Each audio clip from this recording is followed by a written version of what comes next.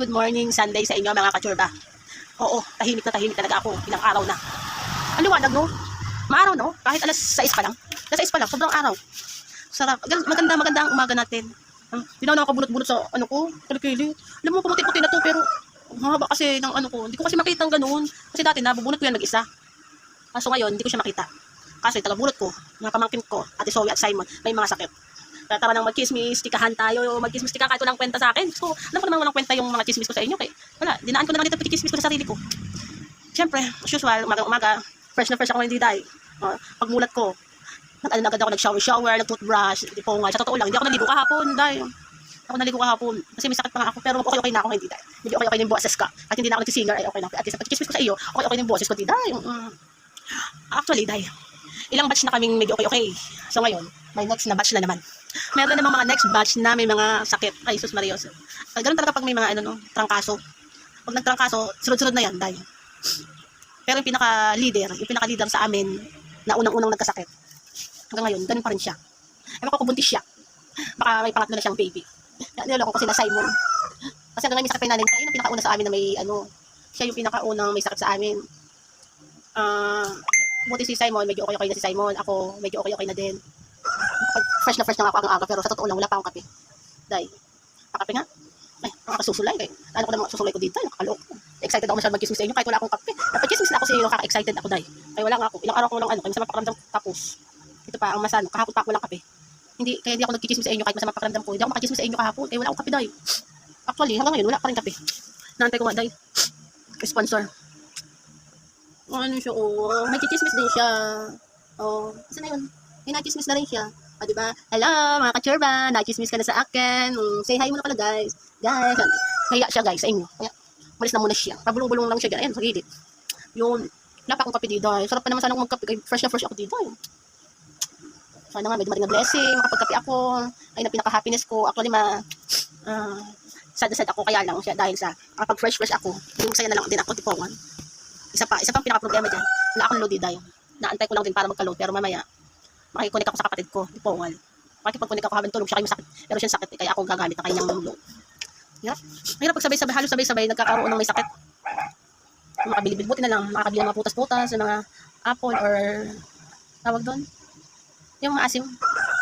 Naku, ano to? Sotang hontuloy. Basta yung putas na maasim, may buto-buto. Yun, bili yung papa niya para makakain sila.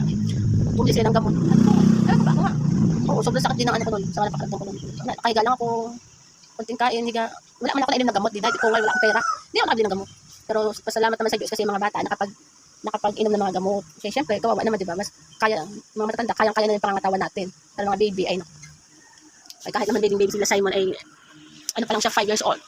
Kaya ang problema lang, sa Ate Zoe naman ang may sakit. Samantalang noon, simula nung baby si Simon, ay talaga nasa tabi ko agad yan. Lalo pag may sakit yan, kahit may OT ako sa trabaho, ay hindi talaga ako napasok. Ay hindi yan naalis sa akin.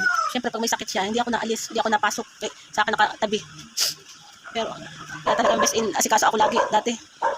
Pero ngayon hindi naman siya masyadong naano sa akin kasi lalo na pag may sakit siya kay. Tapos ko lang din kasi magkasakit. Ako yung batch niya naman may sakit, si tinang niya, si papa niya, yan tatlo din sila. Batch by batch lang yan, di dahil. Ganun talaga pag mga puro batch yan, parang trabaho lang yan. Kasi binakang leader nga ay medyo medyo not feeling well pa. Kaya akala nila Simon, buntis na yung kanyang papa.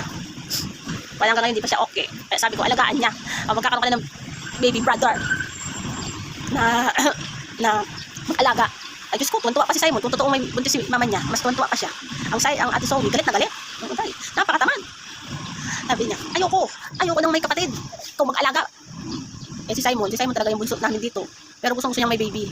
Ayaw niya maging bunso. Para sa kanya, hirap siya maging bunso kasi wala siyang kalaban kalaro masyado kay ate, toyoin yung ate niya. Kaya gusto ni Simon, pag nagkaroon siya ng kapatid na baby, gusto niya lalaki, ayaw daw niya ng babae, kaya mga toyo ito. Actually, bata pa lang si Simon, siya pa yung baby namin. Pero gusto niya maging kuya. Pero ayaw niya magkaroon ng baby babae. Ayaw niya magkaroon ng baby girl. Kasi daw, napansin daw niya kasi pag babae, toyoin daw, lagi ng gubulpe. Kasi si Ate Zoe, lagi siyang inaaway. Pero si Simon, kahit na ng ate niya, nababad-trip. Sweet pa rin siya sa ate niya. No choice daw siya kay daw ang kapatid niya, yung ate niya. Kaya no choice sa kanya maulit na mangulit hanggang mag-close na naman sila. Si Si Ate Somi kasi kulang yan sa buwan eh. Hindi siya 7 months. 8 months siya. 8 months ang kanyang birthday. Kaya masyadong maalaga din sa amin si Ate Somi kasi nga 8 months lang kulang-kulang. 8 months lang yan kasi buti nga kaawa naman ang Diyos. Lumaki ng ganyan. Kaya dati ang liit sobra. Ang liit tapos iniwan siya sa ospital ng ilang linggo kasi nga hindi pa siya makadede, hindi siya kasi nga liit-liit niya. Tsaka 8 months kasi siya, 8 months pa lang siya. Yung sa awa naman ng Diyos, lumaki-laki naman yung ate niya ngayon. Nagkaroon ng kapatid. Kaya buti si Baby Simon, buti na lang, kahit lalaki siya, ang tawag doon, nagre-relax siya kahit natuyuin yung ate niya. Lagi pa niya inaasikaso. Pag natutulog yung ate niya, sobrang likot kasi matulog ni ate Sobrang likot matulog. Tapos, pagkakandasipa, sobrang kalikutan sa pagtulog. Kaya minsan ginagawa ni Simon yung ate niya, nilagyan ng tawag doon, ng kumot. Inaanuhan niya lagi yung kumot niya. Kasi si Simon, sa akin yung natabi, si Simon. Si Zoe pala, si Zoe, sa akin yung natutulog. Si Simon sa mama niya. Mama's girl yung si Simon niya. Ngayon, pag nakita niya tulog na yung ate niya, kukunin yung tawag doon, yung kumot. Pinupunta na yung kumot ng ate niya, kaya napakalikot ng ate Zoe. Pinukumutan niya na yan, inaayos ng higa. Tapos, ikikis pa niya yung ate niya. Gaganon pa niya yung ate niya. Pero yung isa, pag namulat yung ate niya, bad trip pa. Paingot-ingot. Buti na lang kahit lalaki si Simon, sweet na sweet. Yung ate niya naman napakatuyuin. Diba sa 8 months lang, kaya toyong-toyo. Kasi ito, babaeng tao. Si Simon talaga, sobrang sweet talaga si Simon. Kaso, minsan lang yan umiyak. Minsan lang yan umiyak. Pag may nagustuhan si Simon. Kunwari, once na nasaktan din siya ng sobra. Nasasaktan siya minsan. Pero tawa lang yan ng tawa. Tawa lang yan tawa sa atin niya. Siyempre, laro-laro sila. Minsan nga tuyuin nga yung ate. Na-accept niya lagi. Kaya may mga time na nasasaktan talaga siya. Umiiyak na. Hindi naman pinagpapalo. Kaya pinagsasabihan nila. Kunwari, may hanger, para kunwari matakot, pero di mo pinapalo. Kaya yun. Kaya pachika lang ako, tinapos ko lang yung pagchika ko sa'yo, kahit di masama pakiramdam ko kasi nga, masama ang loob ko dahil wala akong kape. Sama na loob ko ilang araw na ako walang kape di dahil. Kaya mag-aantay ako ng mga blessing. Baka may dumating ng kape di dahil. Kaya goodbye naman sa inyo, napachika lang ako sa'yo, okay? Bye na sa inyo, kaya fresh na fresh ako. Natry ko yung magbunot-bunot sa kilikili ko di dahil, kaya mahaba-haba na ang aking buhok sa kilikili. Kaya goodbye na sa inyo. Bye, magkana pa ako kape, mga ulit na pa ako ng mga kape. Ha? Okay, bye, bye.